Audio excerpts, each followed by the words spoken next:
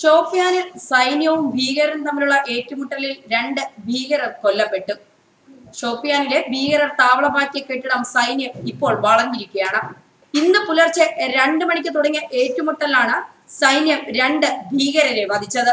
കഴിഞ്ഞ ദിവസം ഇന്ത്യ പാക് നിയന്ത്രണ രേഖ കടന്ന് വ്യോമാക്രമണം നടത്തിയതിന് പിന്നാലെയാണ് ഇന്ന് പുലർച്ചെ ഷോപ്പിയാനിൽ ഇന്ത്യൻ സൈന്യവും ഭീകരരും തമ്മിൽ ഏറ്റുമുട്ടിയത്. ഏറ്റുമുട്ടൽ രാവിലെ 8 മണി വരെ നീണ്ടു. ഷോപ്പിയാനിൽ ഭീകരർ താവളമാക്കിയ കെട്ടിടം സൈന്യം ഇപ്പോൾ വളഞ്ഞിരിക്കുകയാണ്. ഷോപ്പിയാനിലെ മെമന്തറിലാണ് ഏറ്റുമുട്ടൽ നടന്നത്. ബാലാക്കോട്ടിലെ ഇന്ത്യൻ വ്യോമാക്രമണത്തിന് പിന്നാലെ കാശ്മീർ അതിർത്തിയിൽ ഗ്രാമീണരെ മറയാക്കിയാണ് പാകിസ്ഥാൻ മിസൈൽ മോട്ടാർ ആക്രമണം നടത്തുന്നത്.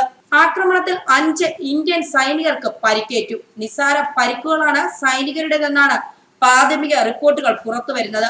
പാകിസ്ഥാന്റെ സൈനിക പോസ്റ്റുകൾക്ക് നേരെ ഇന്ത്യ ശക്തമായി തിരിച്ചടിച്ചിട്ടുണ്ട്. ഇന്ത്യൻ പ്രത്യാക്രമണത്തിൽ നിരവധി പാക് സൈനികർക്കും പരിക്കേറ്റിട്ടുണ്ടെന്നാണ് പുറത്തുവരുന്ന റിപ്പോർട്ടുകൾ. ബാലാക്കോട്ട് ആക്രമണത്തിന് പിന്നാലെ ഇന്നലെ വൈകിട്ട് 6 മണിക്കാണ് പാകിസ്ഥാൻ വെടിനിർത്തൽ കരാർ ലംഘിച്ച് വന്നത്. ഇതിനുശേഷം നിയന്ത്രണ രേഖയിൽ 12ഓളം സ്ഥലങ്ങളിൽ വെടിനിർത്തൽ ലംഘനങ്ങൾ ഉണ്ടായി.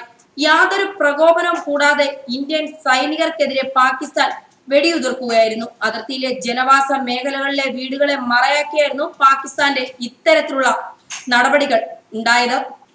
എന്തായാലും ബാലാക്കോട്ടിൽ നടത്തിയ തിരിച്ചടിക്ക് ശേഷം ഇന്ത്യ പാക് അതിർത്തി വളരെ കലുഷിതമാണ്. നിയന്ത്രണ രേഖയ്ക്ക് സമീപം പാകിസ്ഥാൻ സൈന്യം വെടിനിർത്തൽ ലംഘിച്ചതാണ് ഇത്രത്തോളം അതിർത്തി കലുഷിതമാകാൻ കാരണം.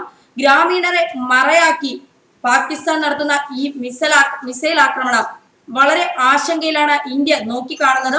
എങ്കിലും 2 ഭീകരരെ വധിക്കാൻ ഇന്ത്യൻ സൈന്യത്തിന് സാധിച്ചു എന്നുള്ളത് തന്നെ ഏറെ ആശ്വാസകരമാണ്. പാകിസ്ഥാനിലെ ഭീകരരാണ് ഗ്രാമീണരെ ബന്ദികളാക്കി ഇന്ത്യൻ സൈന്യത്തിന് നേരെ വെടിയുതിർക്കുന്നത്. ഇന്ത്യക്ക് ശക്തമായ തിരിച്ചടി നൽകുമെന്ന് പാകിസ്ഥാൻ കഴിഞ്ഞ ദിവസം തന്നെ ഭീഷണി മുഴക്കിയിട്ടുണ്ട്.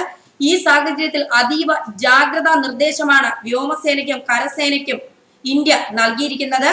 ഭീകരർക്കെതിരായ ഇന്ത്യയുടെ നീക്കത്തിൽ ഒപ്പമുണ്ടെന്ന് പറഞ്ഞ ഫ്രാൻസ് ഇന്ത്യ പാക് ഉഭയകക്ഷി ചർച്ചകൾ പുനരാരംഭിക്കണമെന്നും ആവശ്യപ്പെട്ടിട്ടുണ്ട്. ഇന്ന് ചേരുന്ന പാക് പാർലമെന്റ് സംയുക്ത യോഗത്തിൽ അത് ചർച്ച ചെയ്യുമെന്നാണ് പുറത്തുവരുന്ന റിപ്പോർട്ടുകൾ. എന്തായാലും സുരക്ഷിതമായ കൈകളിലാണ് രാജ്യമെന്ന് പ്രധാനമന്ത്രി നരേന്ദ്രമോദി തന്നെ കഴിഞ്ഞ ദിവസം പറഞ്ഞിരുന്നു. അതിന്റെ തുടർച്ചയായാണ് ഇന്ന് പുലർച്ചെ ഇന്ത്യൻ അതിർത്തിയിൽ പാക് സേന വെടിയുതിർക്കൽ ആരംഭിച്ചത്. എന്തായാലും അതിർത്തികൾ ഏറെ കലുഷിതമാണ്. അതിൽ കലുഷിതമാണ് രാജ്യം. കാരണം ഏറെ ആശങ്കയിലാണ് രാജ്യം ഇപ്പോൾ. പാകിസ്ഥാൻ ഇനി എങ്ങനെ തിരിച്ചടിക്കും, എന്തൊക്കെ പ്രത്യാക്രമണങ്ങളാണ് പാകിസ്ഥാൻ ഇന്ത്യക്ക് മേൽ ചൊരിയുന്നത്, അങ്ങനെ നിരവധി കാര്യങ്ങൾ. കാശ്മീർ ഏറെ അശാന്തിയിലാണ്. കാശ്മീർ താഴ്വരയിലെ ജനങ്ങളും ഏറെ അശാന്തിയിലാണ്. അവിടുത്തെ സ്കൂളുകൾക്കൊക്കെ ഇന്ന് അവധി പ്രഖ്യാപിച്ച സാഹചര്യത്തിൽ എന്തൊക്കെ നീക്കങ്ങളാണ് പാകിസ്ഥാനിൽ നടത്തുന്നത്? കഴിഞ്ഞ ദിവസം തന്നെ അത്തരത്തിലുള്ള അഭ്യൂഹങ്ങൾ പുറത്തു വന്നിരുന്നു. പാകിസ്ഥാൻ വിദേശകാര്യമന്ത്രിയും ഇന്ത്യ അതിസാഹസം കാട്ടാൻ മുതിർന്നാൽ നിരവധി പ്രത്യാഘാതങ്ങൾ ഇന്ത്യ നേരിടേണ്ടി വരുമെന്നൊക്കെയുള്ള സൂചനകൾ പാകിസ്ഥാനിൽ നിന്ന് തന്നെ പുറത്തു വരുന്നു. സൈന്യവും ഏറെ അതീവ ജാഗ്രതയിലും ആശങ്കയിലുമാണ്.